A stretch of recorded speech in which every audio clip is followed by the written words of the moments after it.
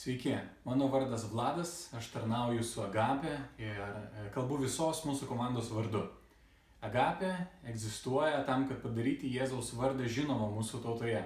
Ir tai mes darome bendradarbiaudami kartu su Kristaus kūnu, su vietinėmis krikščionių bendruomenėmis visoje Lietuvoje ir su jūsų pagalba. Šiuo metu Agape turi 3 skirtingas tarnystės, tai moterų tarnystė, ieškau dievo.lt, internetinė tarnystė ir taip pat studentų judėjimas.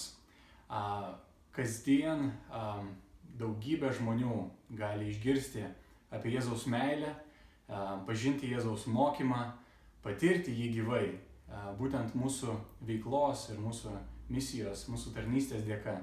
Ir viso to mes negalėtume padaryti be jūsų.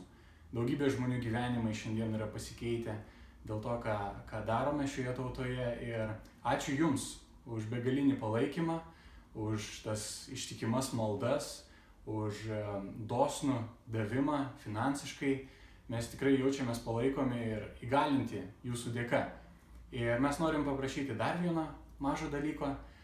Jeigu dar nenusprendėte, kam skirsite savo 2 procentus gyventojų pajamų mokesčio, tai galite padaryti iš tikrųjų skirdami Agapei. Mes būtume labai už tai dėkingi ir tai labai vertiname.